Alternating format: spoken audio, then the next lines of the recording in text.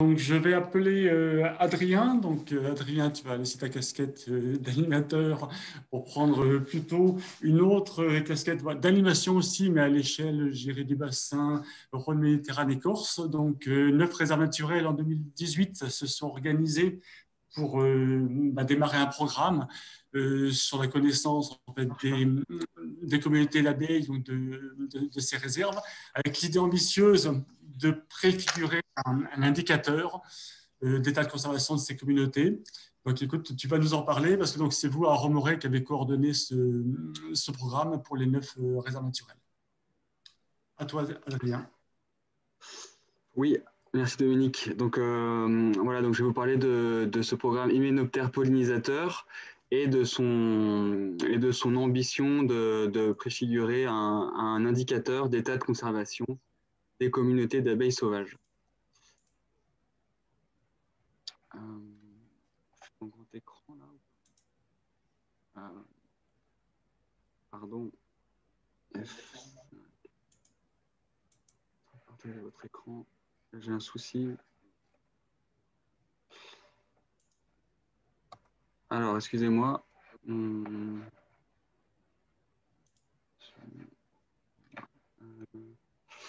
Mon diaporama ne se lance pas.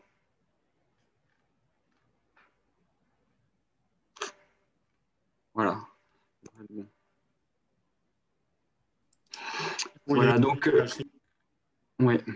Voilà, donc ce programme commence en 2016 par une formation à Athènes sur le tri des hyménoptères, à laquelle un certain nombre de gestionnaires de réserves naturelles qui avaient mis en place des diagnostics Sierre the Net dans leurs réserves naturelles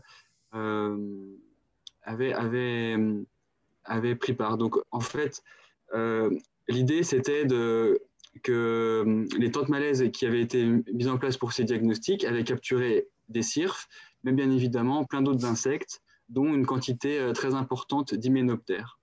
Donc, on voulait aller un petit peu plus loin sur ce groupe. Et donc, lors de cette formation, on s'est rendu compte vraiment qu'on avait un trésor dans tous ces fonds de peau, voilà, tous ces hyménoptères encore dans de l'alcool. Et donc, on a répondu à un appel à projet Agence de l'eau Rhône-Méditerranée-Corse, donc à 9 réserves naturelles de ce bassin versant, voilà, que vous pouvez voir. Et donc, ce programme avait différents volets et avait pour objectif final, en fait, d'essayer de tendre vers un indicateur de l'état de l'évaluation de l'état de conservation des habitats humides d'abord, en fonction des peuplements d'abeilles sauvages. Donc, on est parti en fait de ce tableau et vous pouvez voir sur la colonne de droite, on a essayé de mettre une colonne sur la force de pollinisation des différentes familles d'hyménoptères. Donc, on a demandé à Claire Viment et Adrien Perrard, qui travaillaient au MNHN en 2016-2017, de nous proposer comme ça de classer les familles par force pollinisatrice. Et donc, en fonction de ça, on a décidé d'harmoniser notre tri à l'échelle des 9 réserves naturelles, avec, comme vous voyez en bas à droite,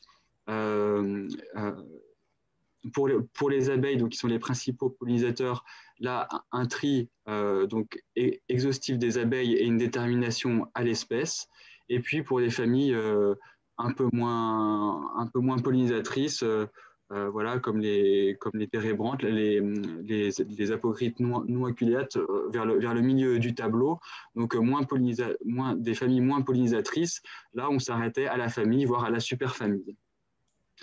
Donc, cette harmonisation du tri nous a permis, après publication de notre travail sur ResearchGate et dans Amuli, de contacter, enfin de proposer en fait aux à différents spécialistes d'utiliser notre matériel entomologique dans leurs travaux pour valider, pour valoriser voilà, tout ce qu'on avait dans ces fonds de peau. Et donc, ça a assez bien marché puisqu'on a eu déjà de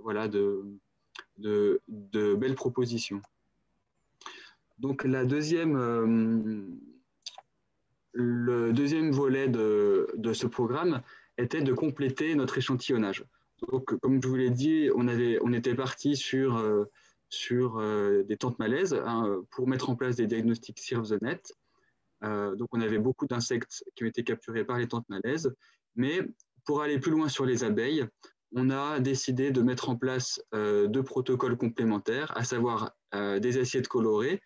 Donc, vous voyez sur la photo en bas à gauche un exemple. Donc là, vous avez un site, on peut dire une placette d'assiettes colorées, donc avec trois assiettes, une jaune, une bleue et une blanche. Et en complément, des sessions de chasse à vue, à la fois au niveau de ces placettes et dans d'autres endroits aussi des réserves naturelles, avec pour intérêt aussi que ces chasses à vue permettent d'avoir des informations sur les interactions entre les plantes et les pollinisateurs. Donc ensuite, il y a eu un troisième volet vraiment de détermination pure. Donc là, on a fait appel à l'Observatoire des abeilles, David Genoux en particulier. Et donc là, il y a eu énormément d'abeilles qui ont été déterminées. Ce n'est pas encore fini, je pense qu'on est peut-être à 98%, je ne sais pas très bien, mais il manque encore quelques groupes un peu plus délicats, mais l'essentiel est fait. Et puis, sur cette base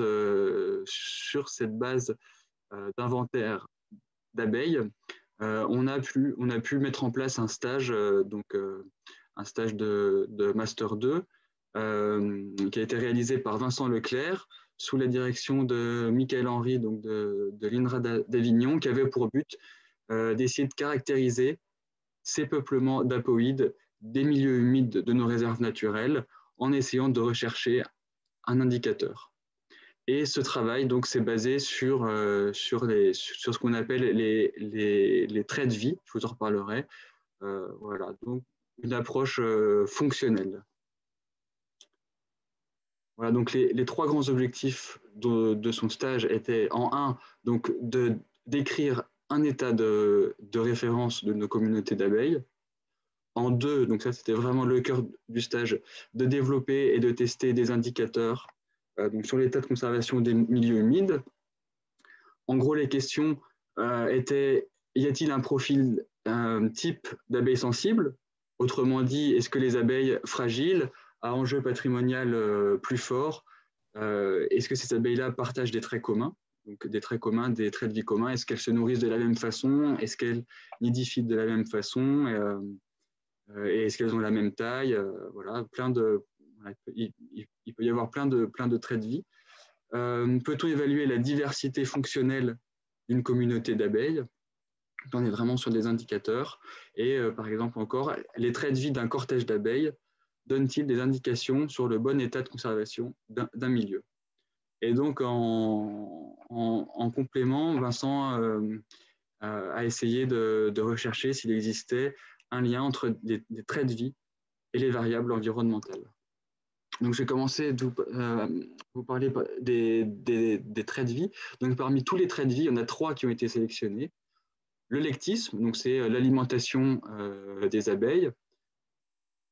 Donc, des abeilles peuvent être oligolectiques. Donc là, on a un exemple avec Andrena marginata, voilà, sur une succise. Donc, c'est des abeilles qui vont être très sélectives sur leurs ressources alimentaires. Mésolectique un peu plus large et polylectique encore plus large. Le mode de nidification, donc voilà, il y a différents modes de nidification qui existent, des abeilles terricoles, donc qui nidifient dans la terre, rubicoles, maçonnes, xylicoles, donc dans le bois, hélicicoles dans les coquilles d'escargot, et kleptoparasites, donc c'est les abeilles coucou. Et enfin, la taille des abeilles. Donc la taille, on peut l'avoir de deux façons. Soit on mesure l'abeille, soit on prend ce qu'on appelle la distance intertégulaire, ITD. Donc comme vous voyez sur le petit schéma, c'est la distance qu'il y a entre les deux ailes. Et donc pour ce trait de vie, cette distance a été mesurée sur 800 femelles de nos réserves. Donc le premier volet était la description des communautés d'abeilles. Donc là, je vais aller assez vite. Donc voilà, il y avait une description qui a été faite en termes de richesse spécifique. On a essayé de voir aussi quelles étaient les différentes efficacités des méthodes d'échantillonnage, leur complémentarité, et ensuite, toujours dans la description, des profils donc de lectisme et de régime de nidification. Je vais vous montrer donc un exemple de la répartition du régime alimentaire de nidification par réserve. Chaque colonne représente une réserve naturelle, et dans chaque colonne, chaque couleur représente des modes de nidification. Voilà un peu quel genre de descriptions ont été faites de nos cortèges d'abeilles. Ensuite, donc, le deuxième volet, le plus important, donc la recherche d'indicateurs.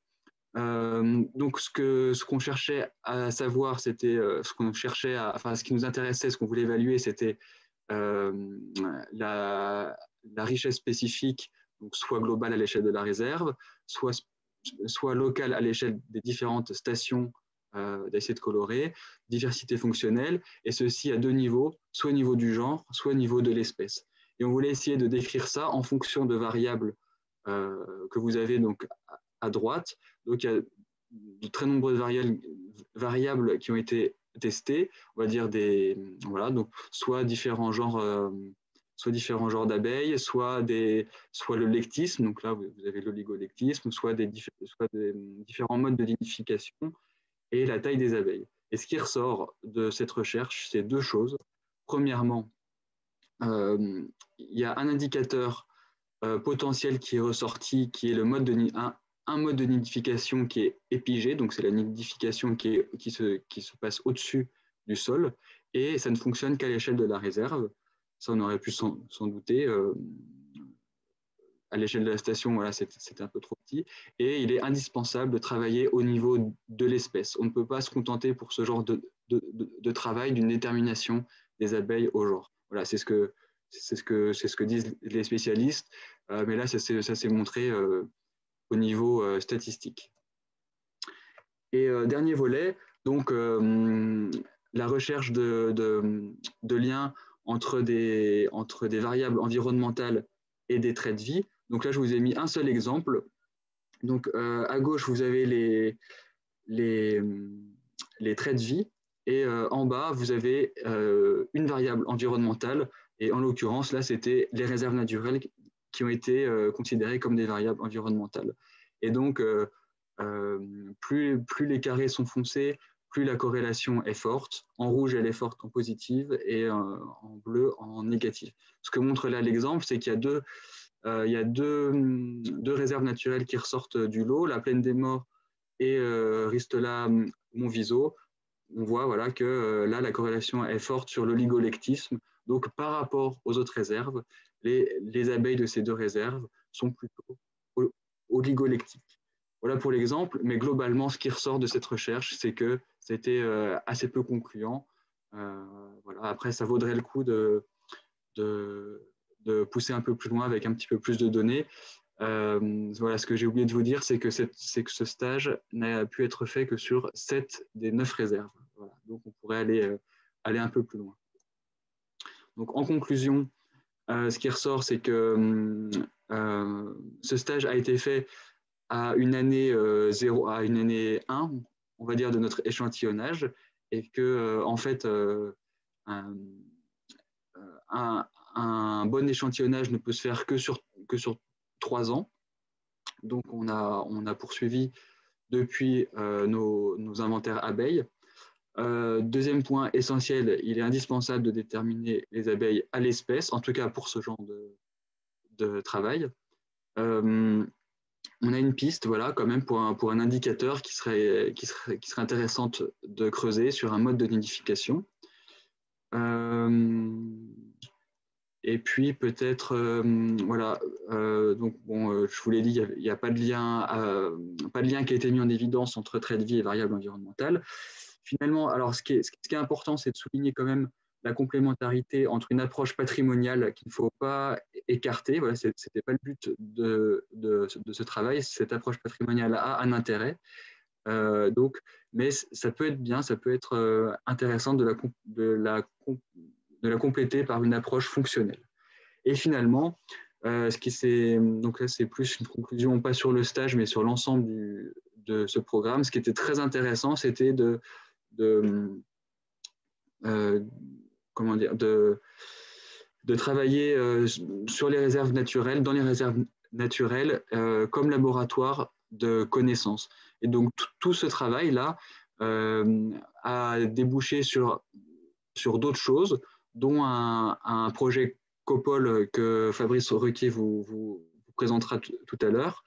Voilà, on a un projet de participer au catalogue moléculaire européen des calcidiens, donc c'est des tout petits hyménoptères parasitoïdes, voilà, et d'autres choses encore. Donc en tout cas, cette approche, comment dire, ce programme de mise en commun, de travailler sur un réseau de réserves naturelles a vraiment été très riche pour chacun. Et donc je vais finir, voilà, c'est ma dernière diapositive. Comme le thème de la matinée, c'était d'essayer de faire le lien avec la gestion, j'ai quand même essayé de voir ce que je pouvais faire avec la liste, avec notre inventaire d'abeilles, donc de la réserve naturelle du lac de Remoret. Donc, on a une liste pour l'instant de 98 espèces, avec presque 3000 individus, 3000 abeilles qui ont été déterminées. Et donc, cette bioévaluation donc, repose sur l'expertise, pour l'instant, de David Genoux, qui a identifié 13 abeilles sténoès, donc un peu plus spécialistes, on va dire, rares à très rares. 3 espèces vraiment liées aux zones humides, 3 au milieu froid, et 7 autres espèces plus orophytes, donc liées à la haute montagne. Et donc, toujours selon l'expertise, il y a 3 enjeux et 3 menaces qui ressortent donc de ces qui sont en lien voilà avec ces 13 espèces, on va dire peut-être un peu plus importantes pour notre réserve naturelle, face auxquelles j'ai essayé de mettre 3 objectifs de gestion. Donc la première, il y a un enjeu fort sur les zones humides. Donc là, voilà l'objectif de gestion que j'ai essayé de mettre en face, qui est large, hein, c'est retrouver et maintenir la fonctionnalité des zones humides. Un deuxième enjeu sur les ressources florales, donc évaluer, conserver, voire augmenter la ressource pollinifère et nectarifère de la réserve naturelle et de son bassin versant.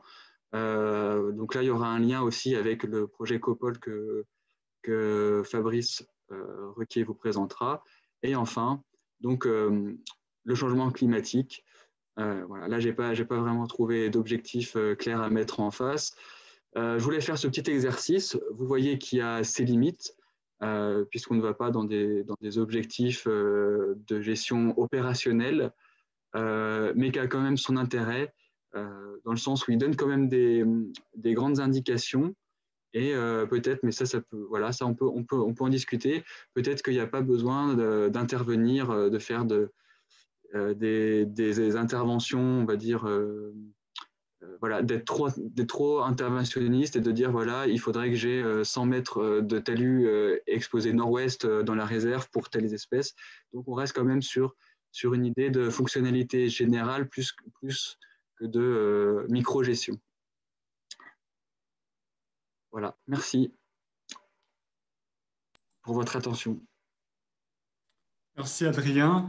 Donc on voit que quand on se regroupe à plusieurs réserves naturelles, on peut lancer une dynamique et tisser des liens avec le milieu de la recherche. Je pense que ton intervention le montre bien. En termes de questions, je ne vois pas de main levée. Peut-être avant que Laurent regarde, c'est quand on s'est lancé dans ce programme-là, donc on avait cette volonté de valoriser aussi tout ce qu'on avait pris dans nos tentes malaises. Est-ce que l'objectif, de trouver un indicateur d'état de conservation, est-ce qu'il n'était pas un petit peu trop ambitieux? Est-ce qu'on n'a pas mis la barre un peu trop haute? Parce que il va falloir des années avant vraiment d'aboutir dans ce domaine-là. Alors effectivement, c'était un objectif très, très ambitieux qu'on avait quand même intitulé préfiguration d'un indicateur. Voilà, on avait quand même en tête qu'on pourrait pas régler la question avec un stage de 6 mois. Voilà, ce qui était quand même intéressant, c'est que cet objectif nous a voilà, c'était un peu comme un horizon qui a permis de. Voilà, c'est quand même cet objectif qui a permis de faire tout le reste, en fait. Et puis, il a quand même si ce n'était pas complètement concluant, il y a des choses qui ont été trouvées. Et voilà, ce que j'aimerais bien faire, c'est essayer peut-être de poursuivre ce travail-là avec plus de données. Comme je vous l'ai dit, ce stage n'a été fait que sur 7 réserves naturelles. Donc, il manque 2 réserves en plus, peut-être les plus intéressantes au niveau abeilles, à savoir les réserves de la forêt de la Massane et les gorges de l'Ardèche. Et puis, il y avait également des données de tente malaise qui n'avaient pas pu être prises en compte. Et puis, ce que je tiens à signaler, c'est qu'il y a d'autres réserves naturelles qui sont en train de se greffer à ça. Je pense à 2 réserves naturelles bourguignonnes, donc la Truchère et peut-être Bois du Parc. Il y a la Côte de Mancy aussi, voilà, qui est en train de se raccrocher à ça. Donc, peut-être que l'aspect réseau et jeu de données très très important pourra permettre d'aller un peu plus loin dans cette recherche d'indicateurs.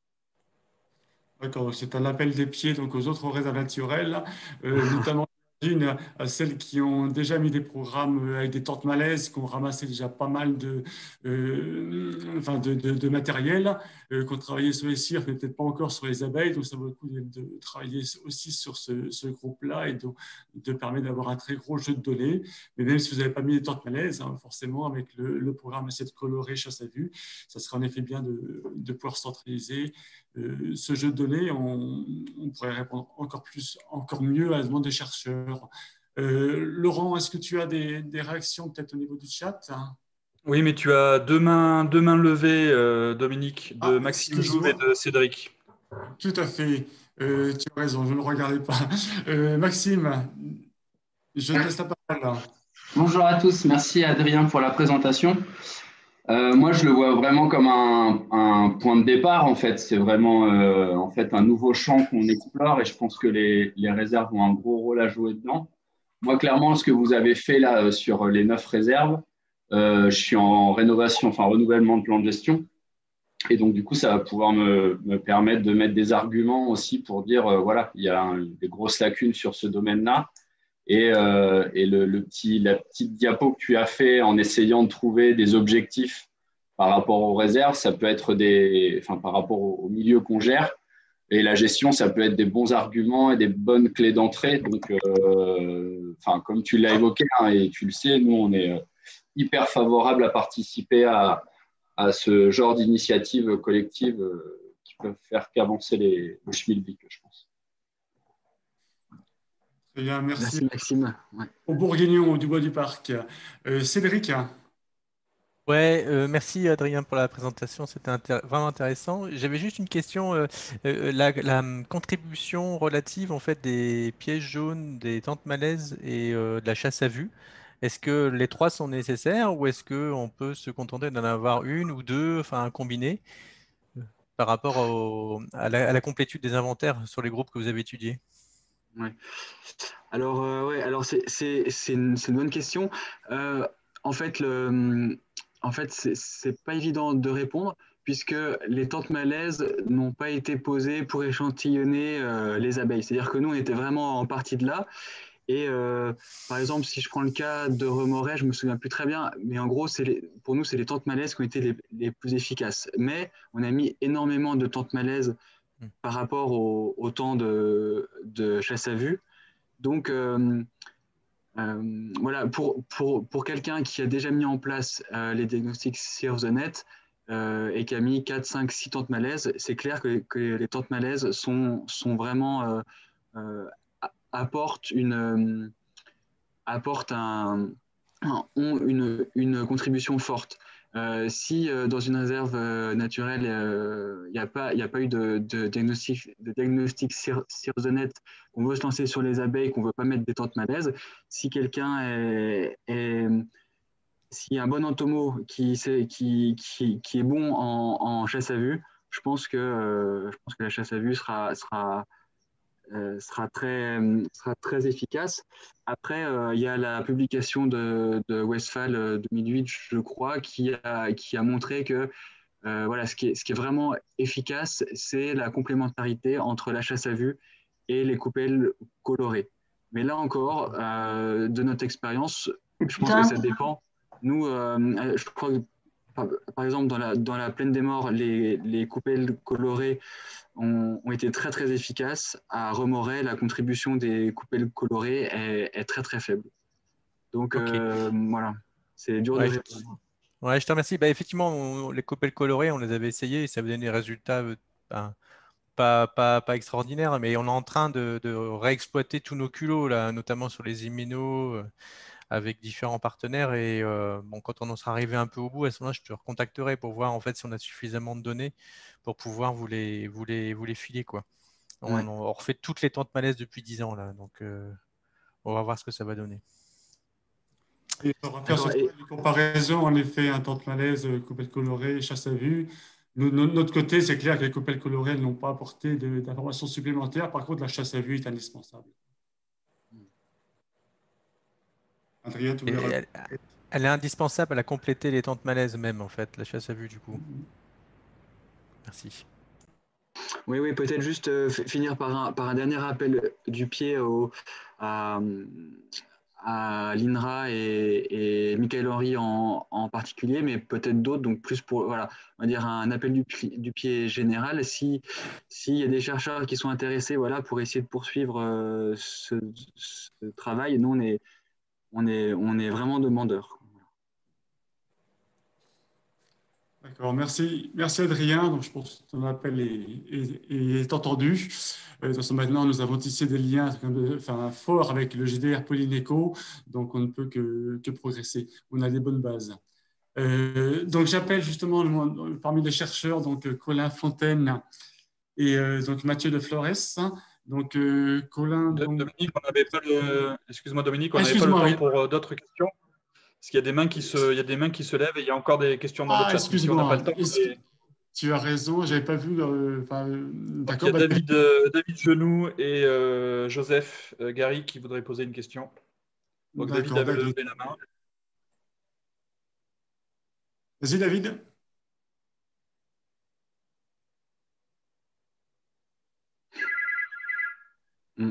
Non, David, tu ouvres ton micro, David? Ouais, voilà, c'est bon, il s'est coupé automatiquement. Oui, sur ces questions de part de tente, de coupelle et de chasse, moi, ça fait 15 ans que je bosse sur cette thématique de coupelle, de chasse et de tente aussi. On a traité des réserves où on avait fait les trois, comme la Massane et les gorges de l'Ardèche, et je crois que c'est sans équivoque quand on voit les diversités qu'on atteint sur la Massane ou les gorges de l'Ardèche. 251 espèces à la Massane, 245 dans les gorges de l'Ardèche, enfin plutôt 246. Donc, de toute façon, tout ça est susceptible de bouger d'une ou deux espèces, mais je pense qu'on ferait la même chose dans les morts. On aurait aussi 250 espèces. Si on prend la réserve naturelle des gorges de l'Ardèche, on a eu des tentes malaises de 2009 à 2017. Et on a atteint quelque chose comme un peu moins de 200 espèces. Et l'apport coupelle plus chasse en 2018 et 2019 nous a permis de gagner comme ça près de 40 espèces. Et pas n'importe lesquelles. C'est-à-dire que quand on commence à poser, j'allais dire, quand on commence à aller chasser dans des micro-habitats, dans des milieux particuliers, on trouve des nouvelles espèces. Quand on pose l'avantage des coupelles, c'est qu'on peut poser une vingtaine de batteries. Pour les gens, ça cause très peu parce que quand ils regardent dans les coupelles, ils disent « Oh, on n'a pas beaucoup d'abondance dedans, on n'a pas beaucoup d'abeilles ». Souvent, on s'aperçoit qu'on a d'autres abeilles. C'est-à-dire, on va faire des petits lasioblossums qu'on ne va pas forcément avoir capturés ailleurs dans les tentes malaises. On a beaucoup ce phénomène. Donc, c'est souvent vraiment complémentaire pour moi les trois méthodes. À terme, j'aimerais prendre un peu les résultats un petit peu de toutes les réserves où j'ai travaillé et essayer de vous montrer un petit peu, de comparer, de le publier, de comparer un petit peu l'efficacité des méthodes. Mais je pense que quand on a des temps de malaise à la base, c'est super derrière, effectivement, de coupler chasse et coupelle, hein, parce que ça va apporter, je vais comparer les coupelles à des polytraps. Des polytraps, on ne fait pas forcément d'énormes diversités dans un polytrap sur une année, sur un polytrap. On va faire 70 espèces dans un polytrap sur une année. Mais mine de rien, un polytrap plus un polytrap plus un polytrap, on va pas forcément aussi pour certaines espèces avoir des grosses abondances. On va avoir certaines espèces à l'unité. Mais l'avantage, c'est qu'on va avoir quand même toujours des nouvelles espèces. Et souvent, ce n'est pas les moins intéressantes qu'on récupère. Voilà ce que je voulais dire pour dire, ouais, coupelle plus chasse, il y a un moment, c'est vraiment intéressant derrière des tentes malaises. Merci David pour ton recul. C'est qu'on note ta proposition d'avoir une comparaison donc avec de l'efficacité des différents modes de piégeage. C'est qu'on en a besoin parce qu'on a besoin aussi d'être efficace forcément. Joseph a baissé sa main. Est-ce que Joseph, tu veux intervenir? Oui, je voulais juste dire un mot sur les coupelles et la complémentarité. Là, c'était dire que les coupelles avaient aussi un intérêt de standardisation de la méthode et d'utilisation des données après, quoi.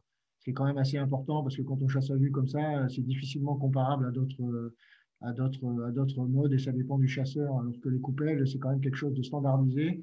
Et c'est vrai qu'à la Massane, ça a vraiment bien fonctionné. Comme le disait David, il y a eu près, je crois que nous, c'est une centaine d'espèces en plus, hein, donc par les coupelles que par les pièges malaises, hein. Donc voilà.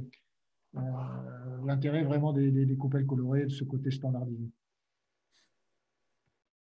D'accord, merci. En effet, on voit que d'un site à l'autre, les choses sont différentes. On a vraiment besoin qu'il y ait beaucoup plus de sites pour avoir une vision vraiment générale et la plus complète possible. Je me permets juste une chose. Les coupelles, il faut un peu savoir où on veut les poser en fait. Voilà, faut savoir un petit peu les poser en fonction. Plus on a une bonne maîtrise de la biologie des espèces, mieux on va poser nos coupelles globalement. En disant là, telle plante, tel milieu, on peut arriver à faire un petit truc sympa. On peut peut-être détecter tel ou tel groupe d'espèces. Voilà. Allez, je m'arrête. Okay. Merci. Oui, donc du coup, on va avancer peut-être parce qu'on va démarrer un petit peu plus tard. Donc là, c'est bon, Laurent, je peux... Juste, excuse-moi Dominique, je propose qu'Adrien ou les autres intervenants répondent aux questions directement dans le chat parce qu'il y a des questions qui restent en suspens. Voilà, merci. D'accord, très bien. Donc,